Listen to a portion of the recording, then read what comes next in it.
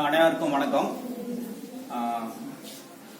போன வாரம் எங்களுடைய கிளை பள்ளியிலிருந்து திரு ரவி அவர்களுடைய தலைமையில் அந்த பள்ளிக்கூடத்தில் இருந்து இங்க செஞ்சாங்க. அது எங்களுக்கு தெரியப்படுத்தினாங்க. அது தெரியப்படுத்தின உடனே நான் ரவி சார் கிட்ட சொன்ன வார்த்தை என்னன்னா, சார் எங்ககிட்ட சொல்லியிருந்தீங்கன்னா நாங்களும் உங்க கூட ஜாயின் பண்ணியிருப்போம் சார், ரொம்ப சந்தோஷமா அவங்க கூட ஜாயின் பண்ணியிருப்போம் அப்படின்னு சொல்லியிருந்தேன். அதுக்கு உடனே அவர் சொன்னாரு, இல்ல சார் உங்களுக்கு இன்னொரு வாய்ப்பும் இருக்கு, இன்னொரு கிராமமும் இந்த மாதிரி இருக்கு, நீங்க முடிஞ்சா நீங்க பண்ணுங்க அப்படின்னு அவர் சொன்னாரு. சொன்னிட்ட பிறகு திரு விக்டர் அவர்களை எங்களுக்கு அறிமுகப்படுத்தினாரு.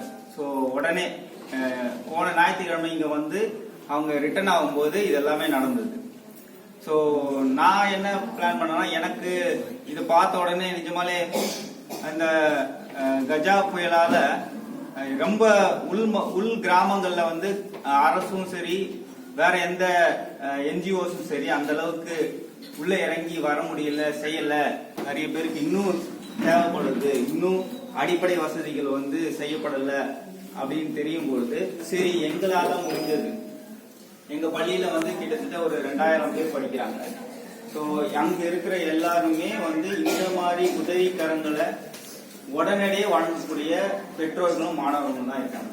ஸோ அவங்க மேல முழு நம்பிக்கை வச்சு நான் இங்க ஒத்துக்கினேன். திங்கக்கிழமை நாங்க பள்ளியில அறிவிச்சோம், இந்த மாதிரி கஜா புயலால கிராமம் இருக்கு, அதுக்கு உதவி செய்யணும் அப்படின்னு.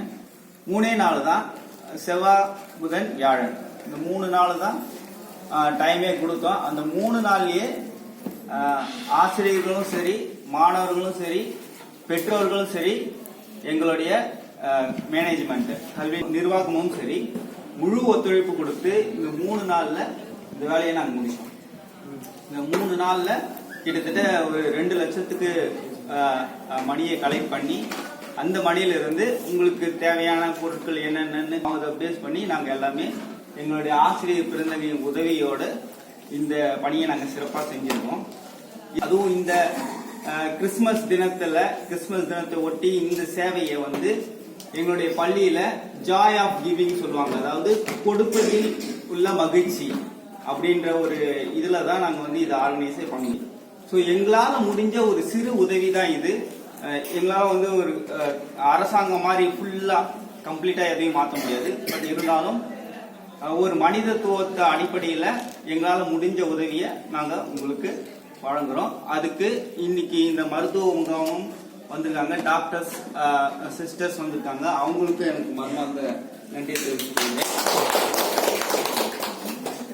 ஸோ எங்களுடைய பள்ளியின் சார்பாகவும் எங்களுடைய அனைத்து குழும பள்ளிகள் சார்பாகவும் இந்த உதவி பொருட்களை நாங்கள் உங்களுக்கு வழங்குறோம். நன்றி.